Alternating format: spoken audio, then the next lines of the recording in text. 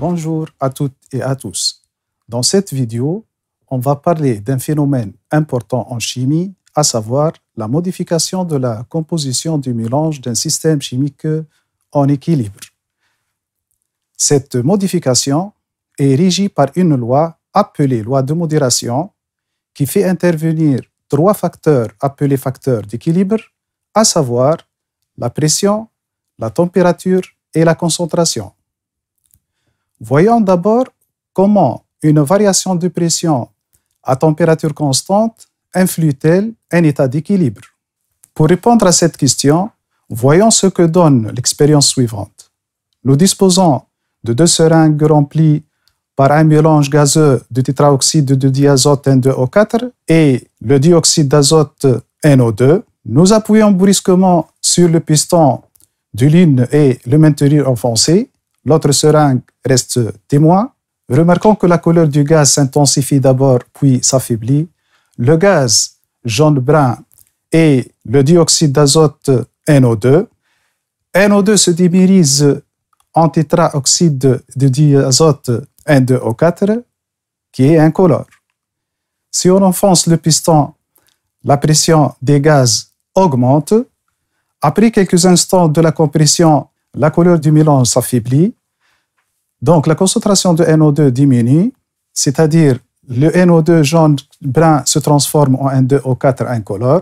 La réaction qui s'est produite est la réaction directe, c'est la réaction 1, et c'est la réaction qui correspond à une diminution du nombre de moles total des gaz. La réaction qui tend à abaisser la pression causée par la compression. Nous pouvons alors énoncer la loi de modération relative à la variation de la pression à température constante. Une augmentation de la pression d'un système se trouvant initialement dans un état d'équilibre déplace ce dernier dans le sens qui tend à diminuer le nombre de moles total des gaz. À l'inverse, une diminution de la pression déplace le système dans le sens qui tend à augmenter le nombre de moles total de gaz. Notons que la modification de la pression est sans effet sur un équilibre où le nombre de moles total de gaz ne varie pas. Exemple, la réaction entre H2 et I2 donnant le 2HI. On ne parle de la pression que si le système chimique renferme au moins un gaz. Maintenant, passons au deuxième facteur d'équilibre, à savoir la température, et nous essayons de voir comment une variation de température à pression constante influe-t-elle un état d'équilibre. Étudions ensemble l'équilibre 2NO2 donne N2O4, tout en sachant que la réaction 1 est exothermique, alors que la réaction 2 est endothermique. Dans deux seringues contenant un mélange de NO2 et N2O4, plaçons l'une dans l'eau froide et l'autre dans l'eau chaude. La couleur du mélange devient moins intense à froid. La couleur brune, rappelant celle de NO2, devient moins intense, donc la concentration de NO2 a diminué et notre équilibre est déplacé dans le sens direct, qui est le sens exothermique.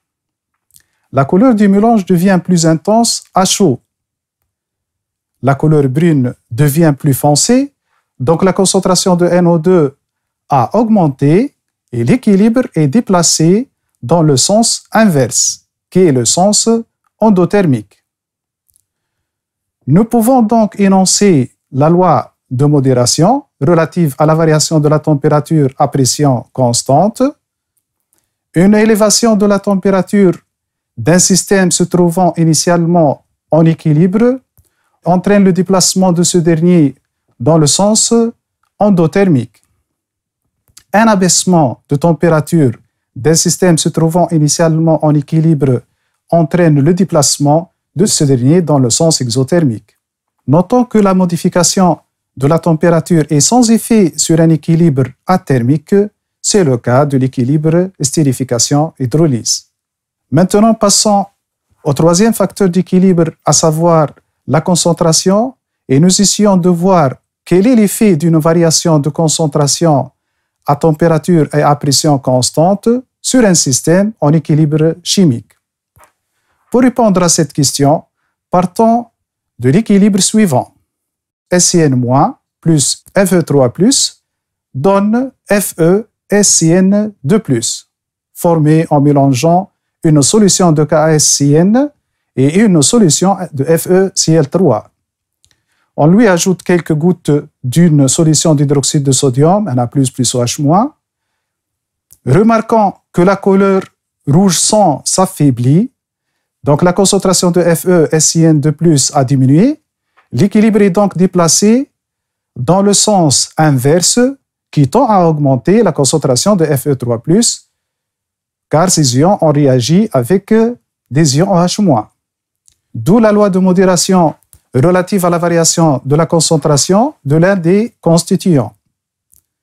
À température et pression constante, la modification de la concentration de l'un des constituants du système chimique en équilibre entraîne le déplacement de cet équilibre dans le sens qui tend à s'opposer à cette modification. Maintenant, traitons ensemble cette application et commençons par l'énoncé. La réaction de synthèse de l'ammoniac NH3 est symbolisée par l'équation N2 gaz plus 3H2 gaz donne 2NH3 gaz. Considérons un système chimique fermé contenant initialement une mole de diazote N2 et 3 moles de dihydrogène H2. Premièrement, dressez le tableau descriptif d'évolution du système chimique étudié. Deuxième question, sous une pression P1 et à une température θ1, la quantité de dihydrogène restante à l'équilibre est N de H2 égale à 1,8 mol. Petit a, déterminez la composition molaire du système à l'équilibre. B, calculez le taux d'avancement final, taux F1, de la réaction de synthèse de l'ammoniac. Troisième question, sous la même pression P1 mais à une température θ2 supérieure à θ1, le taux d'avancement final de la réaction de synthèse de l'ammoniac est taux F2 égale à 0,36. Petit a, la synthèse de l'ammoniac est-elle favorisée par une élévation de la température? B, précisez en le justifiant si la réaction de synthèse de l'ammoniac est exothermique ou endothermique. Quatrième question, le système est maintenu à la température θ1. Pour favoriser la synthèse de l'ammoniac, faut-il augmenter ou diminuer la pression? Justifié. Passons à la réponse à la première question. Tableau descriptif d'évolution du système chimique étudié. Équation de la réaction. N2 gaz plus 3H2 gaz donne 2NH3 gaz. L'état du système. L'avancement. Les quantités de matière en mol. L'état initial, l'avancement est nul. 1 mol de N2, 3 mol de H2 et 0 mol de NH3. À l'état intermédiaire, l'avancement est X. 1 moins X, nombre de moles de N2.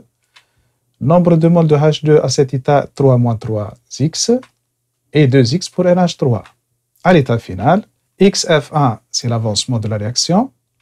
1 moins XF1, nombre de moles final de N2. 3 moins 3XF1 représente nombre de moles final de H2. Et 2XF1 pour le nombre de moles final de NH3.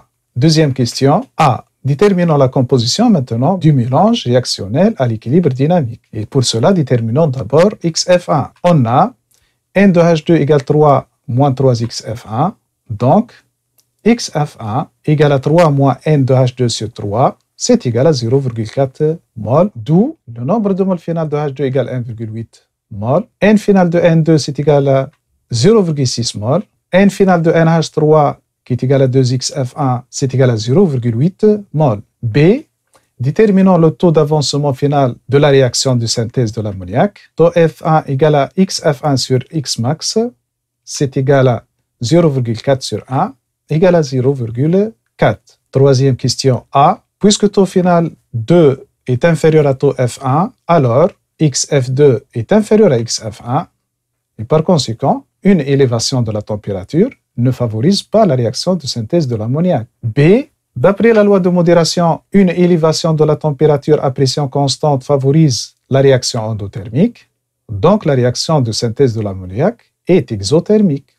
Et la quatrième question, pour favoriser la réaction de synthèse de l'ammoniac, qui est la réaction qui tend à diminuer le nombre de moles des constituants gazeux, il faut augmenter la pression, car d'après la loi de modération, une augmentation de pression à température constante favorise la réaction qui tend à diminuer le nombre de moles total des gaz. Enfin, nous avons montré que pour modifier la composition finale du mélange, nous devons agir sur l'un des trois facteurs, soit la température à pression constante, soit la pression à température constante, soit la concentration à température et pression constante. Qu'on les appelle facteurs d'équilibre, toute perturbation causée par la modification de l'une de ces trois facteurs fait déplacer l'équilibre dans le sens qui fait modérer cette perturbation. Merci pour votre attention et bon courage.